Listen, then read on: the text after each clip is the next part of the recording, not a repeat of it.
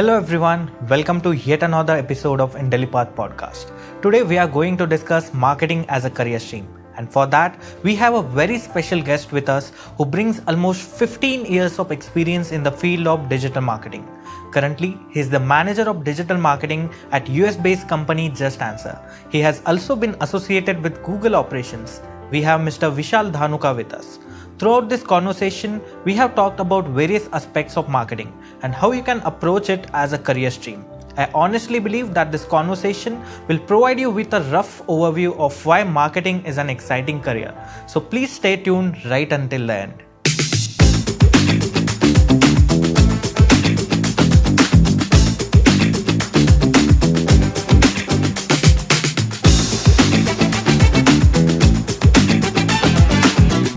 A very warm welcome, sir. It's an honor to have you over here for this yet another interesting episode of Intellipaat podcast.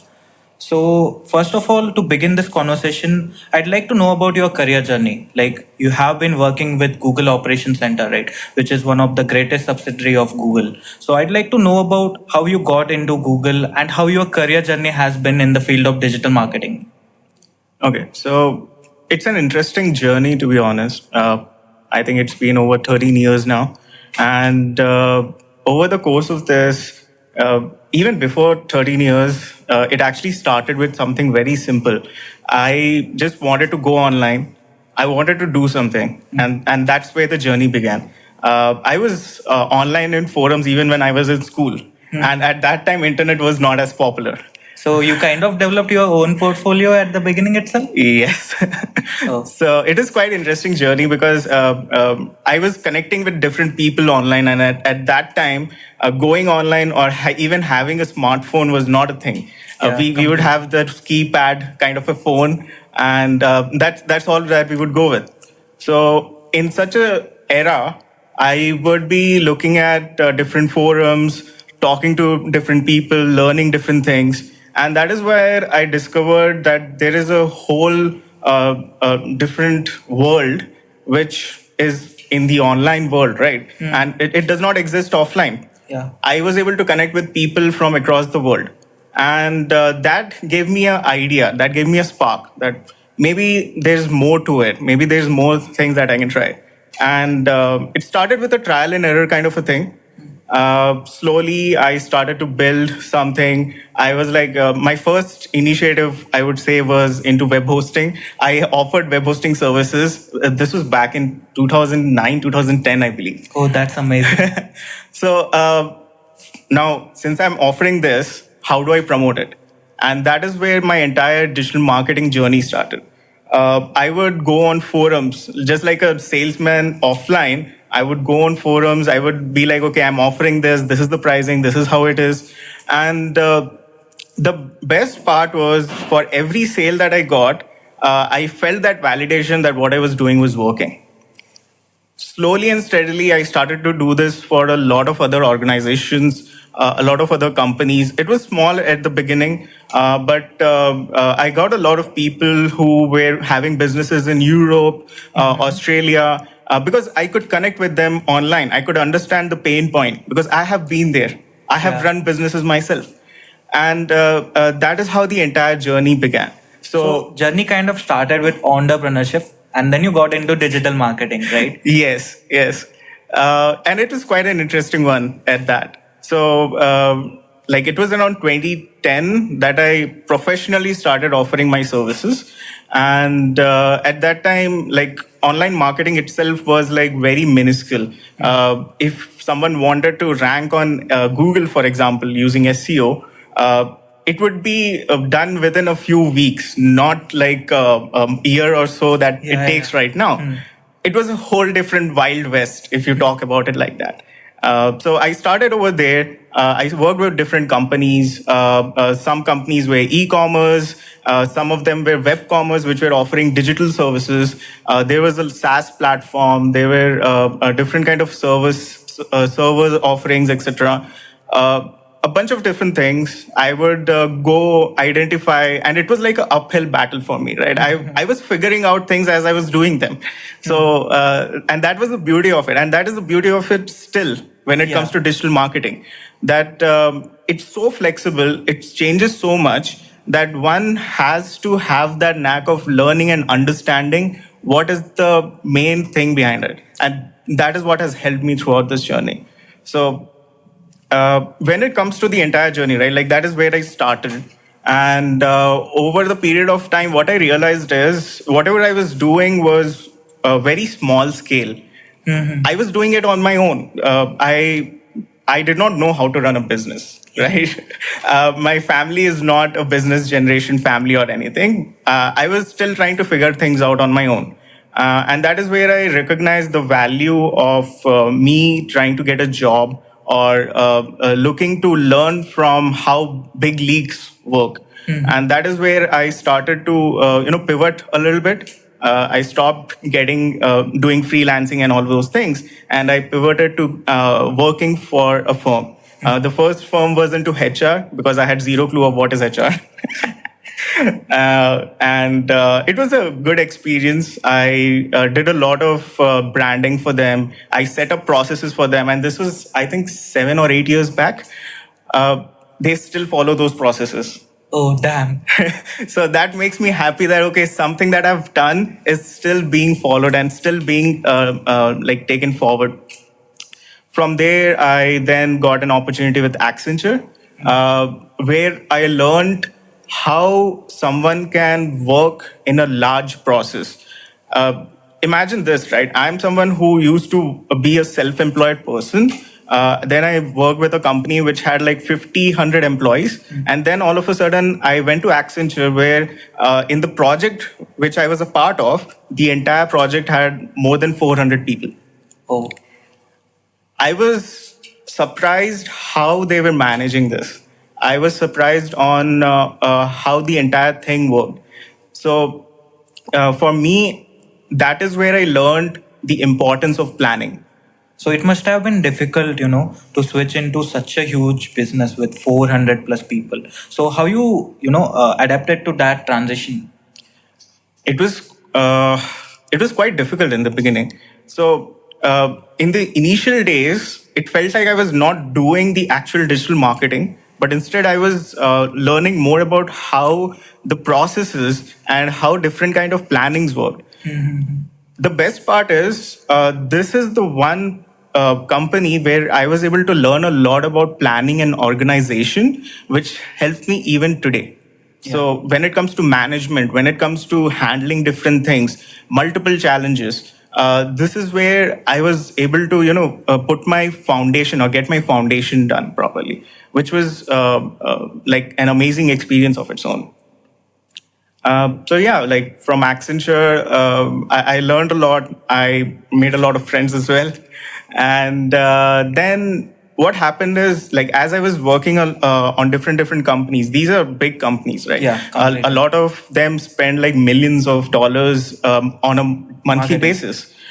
So there was a lot of exposure. There was a lot of work that I was doing over there, which resulted, like, even a small mistake could result in millions of losses. That was what was at stake. So I was managing that. I was leading teams over there. And slowly and steadily, I realized that the amount of work I was doing, I was also collaborating with Google platform a lot.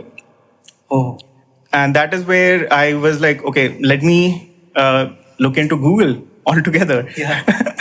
I was like, well, let me try to get into it. And that is how I managed to get into it, and focus on the word manage, because when it comes to Google, what happens is it's not easy at all. There's a bunch of interviews. And oftentimes what I've noticed is it takes multiple applications before you can even get that interview. Yeah, completely. I agree on that point. So what happened is I gave a few applications. I somehow found a few connections. I got a couple of referrals.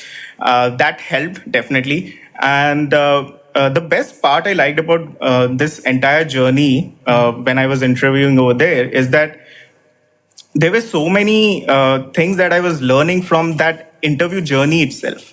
Now, when it comes to Google, the entire process is very different compared to how a different, like any other company would interview you. Accenture, for example, it was very simple. Do you have the skill? Yes. Are you able to perform the work? And if you also possess the leadership knowledge to proceed. In Google, it was more than that. It was also around like there was obviously the role related knowledge, there is leadership skills, but apart from that, they would also try and look at something called as googliness. Googliness. Yes. What is that? So, in a simple word, it's where they are trying to understand if you are a culture fit. Oh, Because for Google, it is very important that you're not just someone who knows how to do the work, but also someone who can culturally fit within the organization overall. And that was very important for them. So, and even when it comes to interviews, it was not like, okay, one person has done your interview and they have judged you, you're good to go. They would have multiple rounds of interview wherein they would, each interview person or the interviewer would be judging you on the same parameters and then they would correlate it in a scientific manner. oh, So that was something very interesting. And they do share this methodology beforehand. So that worked for me in understanding what was expected. And one thing that worked for me when it comes to Google is they call this as STAR methodology. star methodology. Yeah. So this is an interview methodology, and what it stands for is basically situation, task, action, and result. Result. So whenever you're sharing that, okay, you have achieved something or you were able to do something out of whatever work that you have done, and this is my suggestion for anyone who's interviewing, right? Like when it comes to Google, it is very important that you follow this STAR methodology, wherein you're first trying to say like exactly what was the situation, then what were you supposed to do, what are the actions you took, and what was the result of it. So let's take this example, for example. So let's say if, as a digital marketer, I'm saying like, okay, I ran a campaign and it got like 1 lakh views on YouTube. That's a good achievement, right? Yeah, definitely. But what about the background of it? What about the context of it? And that is where this comes in.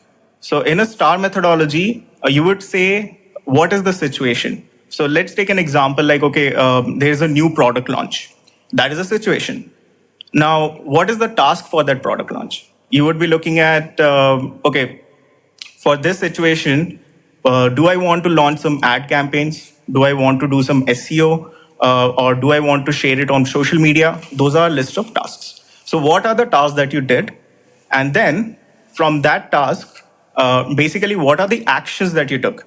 Like where you, like, let's say when it comes to advertising, you identified certain parameters. Yeah. You identified like, okay, the best way to proceed ahead is by looking at different aspects or psychology. And from that, what was the result? Were you able to get 1 lakh views? Great. But did it help the product actually? Were you able to get some sales? Were you able to generate the interest? So all of that adds a lot of value. Oftentimes what happens is when we are interviewing, we forget that value. And we just share like, okay, we got this result.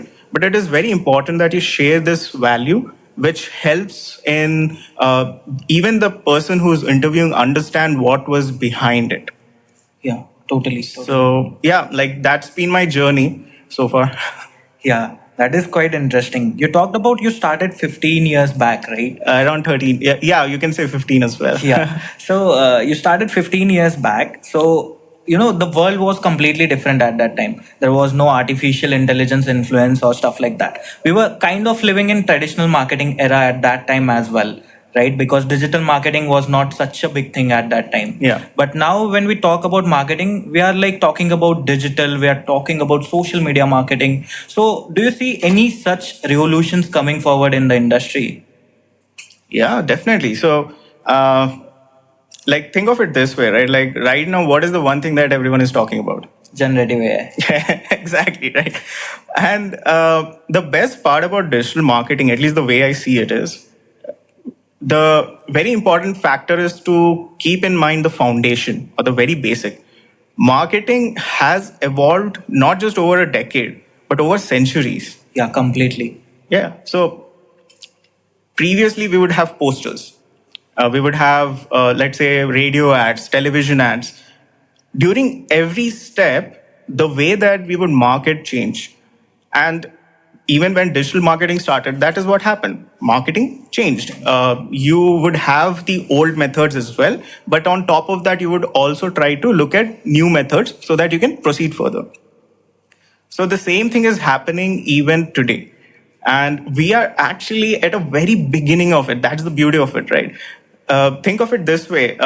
If you would know that, like, let's say 10, 15 years back, that a smartphone is going to take over the world and internet by storm, what would you do?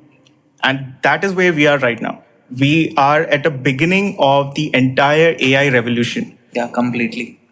And that's what excites me, because there is so much that is happening, and in fact, even in today's day and age, every marketing platform that I look at, every marketing solutions that I look at, they are trying to incorporate AI in one or the other way.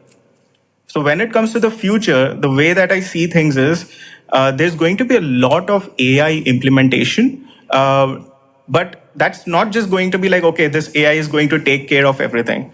What Yeah, that because means, that is certainly huge fear that everybody has around. Because generative AI could write blogs for you. Take example for ChatGPT or Bard. They can completely pull over data and write a fresh article for you. They yeah. can do SEO analysis for your blog. So in that context, will digital marketeers lose job? So that is a certain fear that everybody have around generative AI and its inception into the industry itself. I would say, see, that is something that happens with any industry as there are changes to it. A very good example that I would say almost everyone quotes is how the bank tellers or the clerks changed their perspective because ATMs started to show up. The minute they were ATMs, they were like, are we going to lose the job? Because that's the job we have. We are cashiers, Yeah. right? And that was not true. They evolved themselves. They looked at offering different services. And now their role is more towards personal banking. Mm-hmm. If there's a problem that a customer has, they now have time to address that. And that's the same thing with digital marketers. What happens is, okay, AI can help you with content. AI can help you with data analysis. Yeah. It can help in identifying different personas and consumer psychology. Even the KPIs. Definitely. But what that does is it frees up your time. Mm-hmm. So for a digital marketer, and this is true for any field, right? What you need to identify is what are the different things that you can do with that time. So a very good example I can actually take is within my current job itself, right? Mm-hmm. Because I'm getting so much of free time, I'm not able to put that time into the entire journey of a user, like exactly what the user is doing from start to finish and how I can improve that. I'm now looking at the kind of creatives that we are outputting. Are we outputting the right type of creatives? Are we making sure that the language that we are communicating, the way that we are speaking to the customer, is there something that we can do much better? Is there a level of personalization that we could bring in? It's all about business at the end. Yeah, completely. Right. So while something may get automated, you just need to think of what are the other ways that business can still make money, and you need to involve your time into that. And the minute you do that, business will obviously pay you for it. So we talked about generative AI and its inception, and it is not gonna hurt a lot of marketing jobs, right? So now coming back to marketing field itself. Now there is something that I have heard about, that is digital marketing analysis, and which is coming into play a lot. Like people are looking into data, how data is driving leads, how people are behaving, how much engagement particular advertisement or campaign is creating. So tell us a bit about that. What kind of tools you guys use, to generate data and also to keep track of it and find some KPIs out of it? When it comes to marketing, right, or digital marketing altogether, one thing that is very important is why digital marketing became so popular. And this is a very like basic question that a lot of people ask, but not everyone is aware of. But if you ask any digital marketing or any digital marketer altogether, why they would actually focus on digital marketing is because of data. Yeah. Traditional marketing does not offer any data at all. Yeah. You're just spending money. You're not getting anything out of that. But when it comes to digital marketing, the entire USP or the entire feature set of that is you get a lot of data to work with. You get a lot of different levels of data that you can not only take from the platforms, but also you can work with it, interpret it, and then leverage that into your own digital marketing campaigns. And that is very important. So when it comes to digital marketing, the entire digital marketing fails if you're not data driven. And this is something that anyone who asks me about digital marketing, I tell them. With that in mind, it is very important that you understand what is data and what you should be looking at when it comes to data. And that is what I sort of also like try to dive into as I'm doing my own work, because oftentimes what happens is there is so much data that you forget like what you're trying to do altogether. And in such a scenario, always go back to the roots. Always go back to business. What does business want? And that is where the KPI comes into picture. So look at the business KPI, try and identify what does business want. Are they a service business that is looking to get leads? Are they an e-commerce business that is Trying to sell a product? Yeah, trying to sell a product. Or are they something that, it's more like an offline store that wants to get a lot of branding online so that they have a lot more footfall?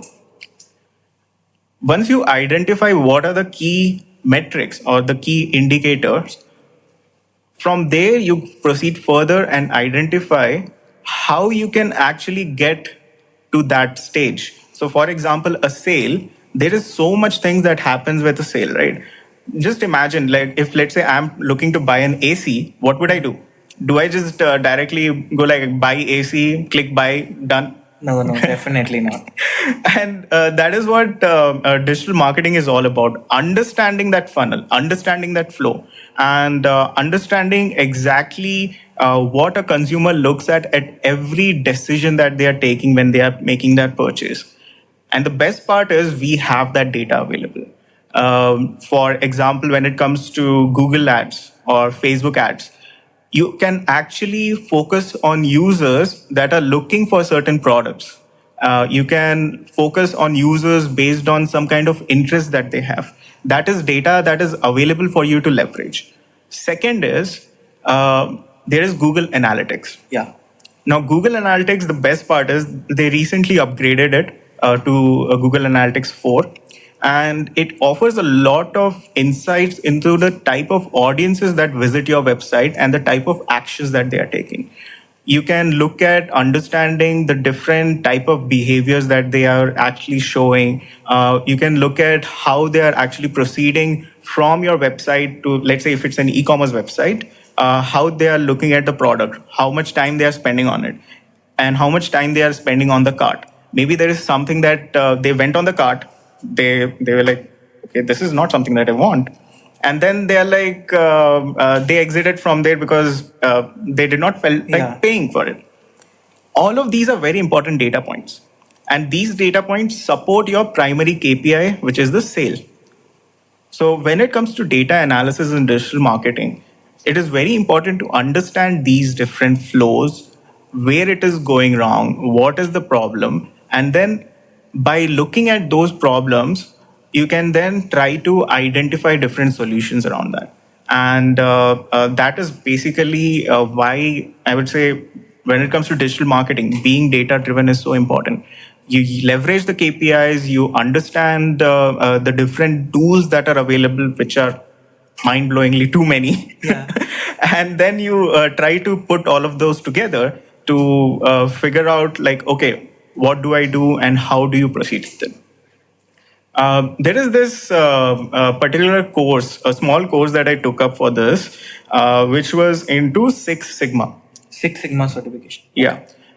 This actually helped me a lot in understanding how you can proceed with data analysis and data altogether. It helped me in understanding how you can define different problems and then further interpret it, analyze it, measure it, and leverage that. And this is something that I would honestly recommend that at least in terms of understanding the data, in terms of understanding different processes and how you can leverage that to improve your own is a very important aspect. Yeah, completely. You also talked about, tracking the consumer behavior. So when I was, preparing for this podcast conversation, I also went through few blogs, and then I came across this campaign that was run by Nike, that is Find Your Greatness. So it's completely leveraging the consumer psychology. So how does consumer psychology angle works in terms of digital marketing and social media marketing nowadays?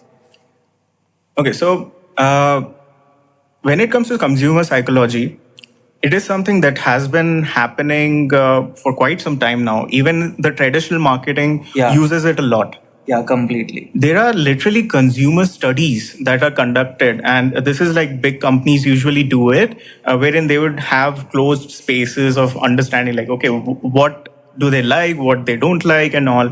Yeah, even like clash between Nike and Adidas, there is such a big case study about it. Yeah. How they, did traditional marketing and how they competed with this traditional marketing campus. And Nike, overpowered Adidas by their Find Your Greatness campaign. You may even remember in India, right? Like they were so when you talk about the competition angle, how there would be advertisements of Tide and Rin competing against each other, right? Yeah, totally. So that's more about trying to one up one another. But when it comes to consumer persona, what happens is it is very important to identify what are the different ways that you can use it. And in today's day and age, companies have that data. As we talked about data-driven marketing, that is what these companies do. They are able to get that data without spending all of that hours and time in closed rooms to understand like how it works or what the consumer actually wants. A very good example I can take of is Amazon. You may remember in July there was an Amazon event. You remember what it was? Prime Day. Yeah. Right? Almost everyone in India knew that there is Prime Day. Right? But did anyone know what are the products that they were selling? No. No, right? However, everyone at the same time knew what are the products they wanted to buy. The reason is they were using consumer persona here. They were using the consumer psychology. One is they made sure that they are approaching all the different type of online platforms, and they are finding all of these different users across all of these platforms to communicate that Prime Day is coming, right? Now, the second aspect on this is that is on a broader scale. Like, okay, Prime Day, these are the dates. I know, perfect. The second aspect is now, what does one buy on a Prime Day?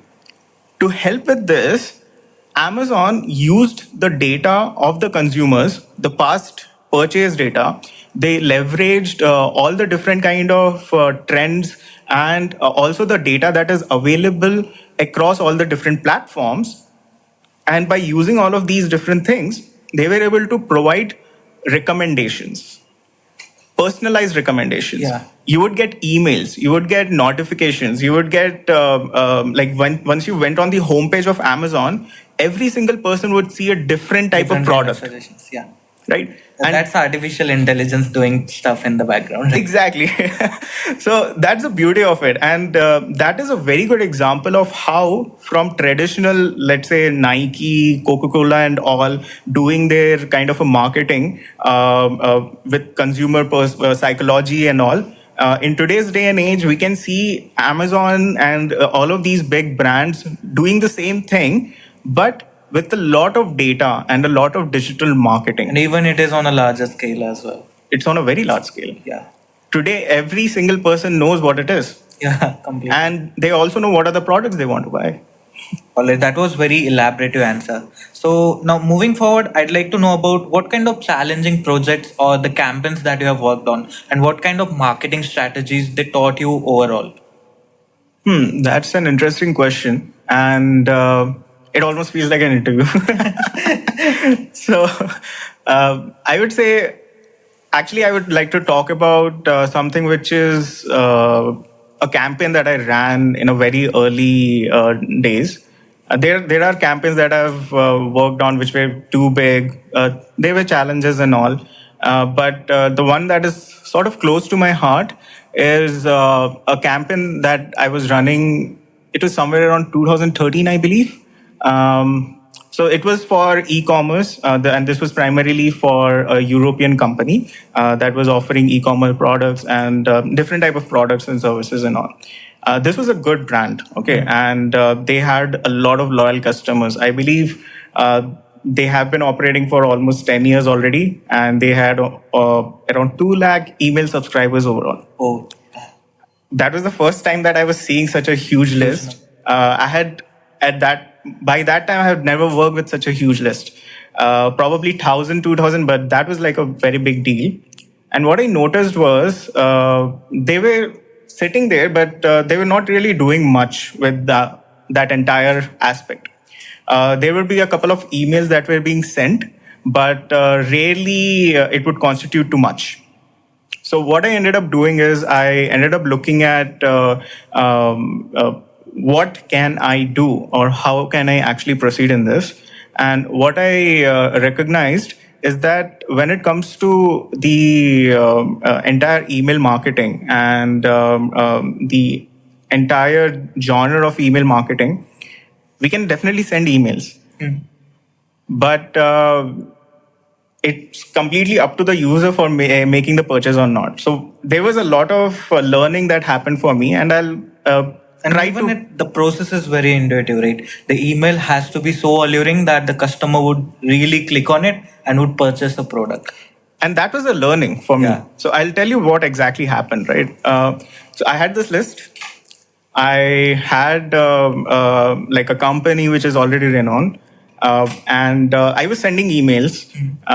Every time I would send email, we would get like 5,000 euros worth of revenue, close to that. It was working fine, but when you consider the amount of conversions that it is getting versus the revenue uplift, it was not that much. I ran it for a couple of months. It was working fine, but slowly I became a little suspicious that there must be something that I can do in this. And what I recognized is I had zero knowledge about what I was doing. I was sending URLs to products. I was sending the name of the product. I was saying like, okay, this is the price of the product, discount and what not. But it was not very organized.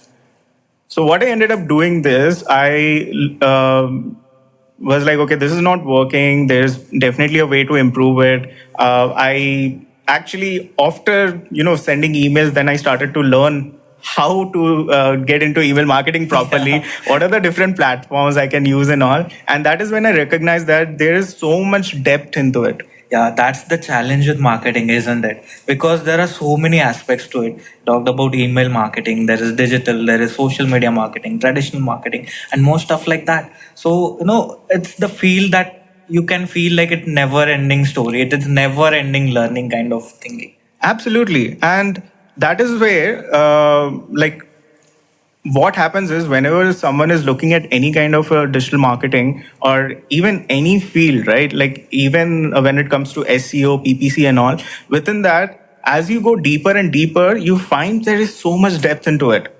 And that is what I found with email marketing. The depth that I found was that there was a lot of optimization I could do with subjects. There was a lot of optimization that I could do based on the length of the subject, the type of content that I was producing, the segmenting of the emails. I did a lot of things. I did a lot of experimentations.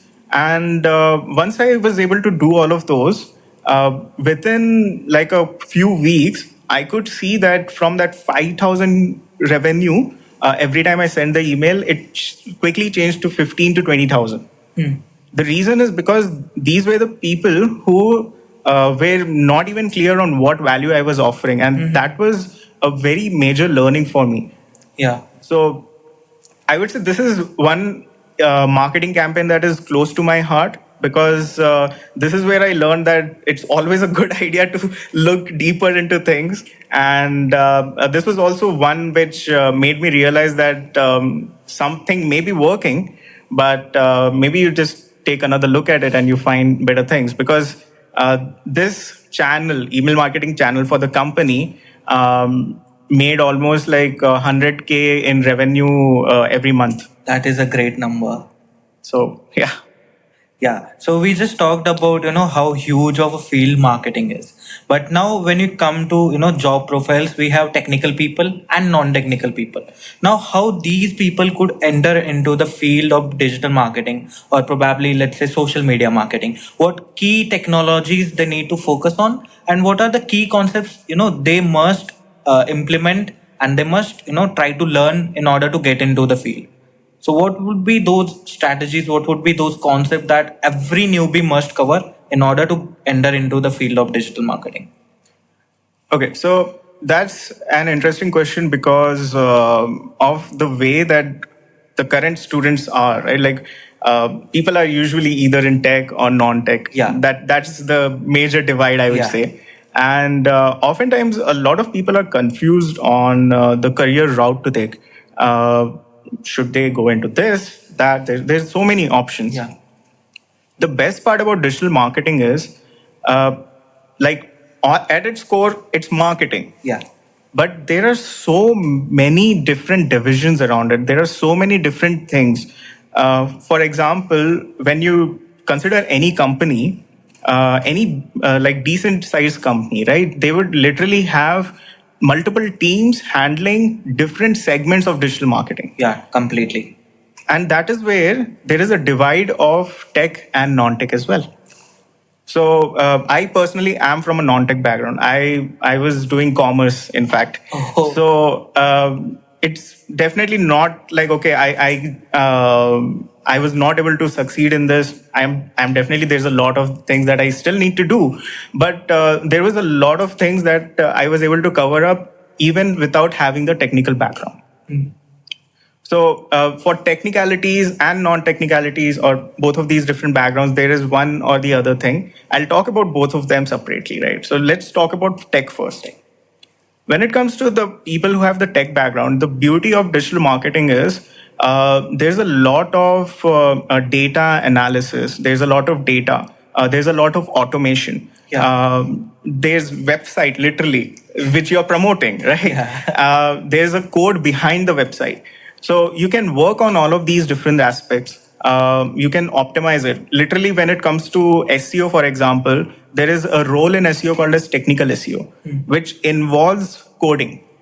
So if you are, or anyone is into tech, right, it's very important that you understand that digital marketing is not just around, creating content and all. There is so much things. There are so many different vast variety of technical aspects that you can actually take. Literally, in the current company that I work at, there's a software team or an engineering department that just solely works on the digital marketing projects. And that's how big it is. But talking about the non-tech side, there is massive element to that as well. So, for example, when it comes to the non-technicalities, like let's say Off-page SEO. Yeah, off-page SEO, I would say, is more on, kind of a negotiation kind of a thing. But at the same time, even for someone who does not have any tech background, just like me, what you can do is you can identify the things that you like. So if you like designing, and even if you want to build a website, you don't need to have technical knowledge. There are tools today where you can create your own website without any code. So while you can definitely go into it deeper with technology, you can also, if you just want to get started, if you just want to look into it from the marketing perspective, there is so much that you can do even without having that technical knowledge. It's just a single drag and drop. Apart from that, if you like writing content, if you're creative, you can look at that as a marketing angle. You can use social media, you can write blogs, you can create content. You can also publish newsletters, you can create email marketing. All of this can be done without any technical knowledge. There are tools that enable someone to do it. Yeah, we just talked about it. Content marketing can be done with generative AI itself. Exactly, right. And it is so accessible in today's day and age that it's almost like there is something for almost everyone. And that's the beauty of digital marketing. Like, if you are in a field and you want to switch to this, you can definitely do that. And it's always welcoming of that. Yeah. So, what about paid marketing and more roles like that? Affiliate marketing, maybe.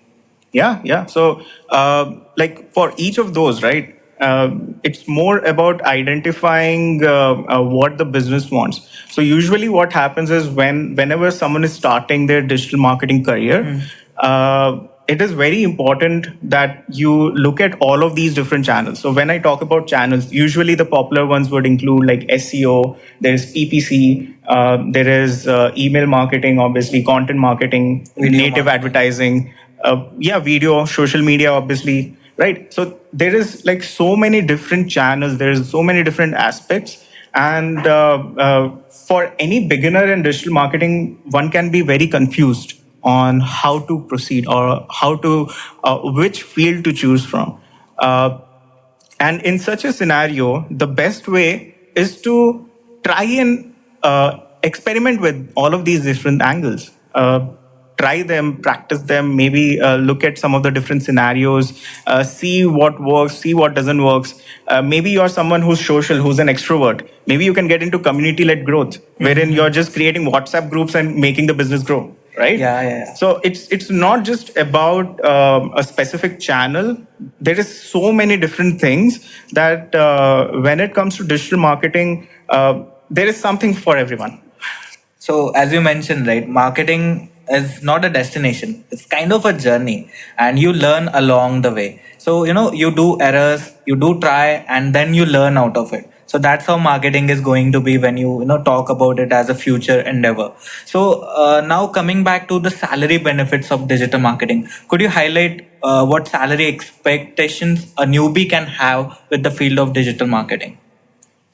That's an important question because when it comes to digital marketing as a career, everyone would have the same question, right? Like, does it have enough? Does it pay enough or not? And it is very important to understand that this is just like any other career. And this is like even when you get into technology or coding, you always start small. And that is what is with digital marketing as well.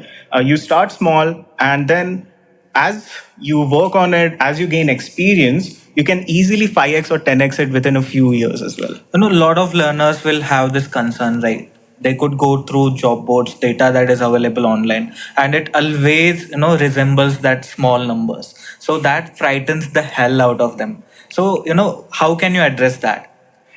Uh, so the very important aspect to look at this is, as I mentioned, right? Like you're still learning. Digital marketing cannot be done without understanding or experiencing it, and that's the reason usually the numbers are a bit on the smaller end initially, but over a period of time, it does grow and it grows exponentially. The best part about digital marketing is that it's an essential function of a business. Yeah, completely. There are literally like 4 important functions, and this is one of that. Yeah. And when a function is important to a business, that means that there is a lot of importance for your job as well. So that is very important to know when it comes to digital marketing. So what this means is, even if you may not have a good starting salary, over a period of time, because of how important your function is, one is you will be able to grow exponentially because you're directly impacting the revenue of the business. You know what the work that you're doing, the amount of impact that you're having in terms of revenue. Basically, you are generating leads so that your sales team could come in and pitch the product. Exactly. Right. And second is that since you have this understanding of the business, the amount of exposure that you gain is very valuable over a period of time. So it's all about a numbers game, right? okay, you're starting small, but then the amount of growth is exponential.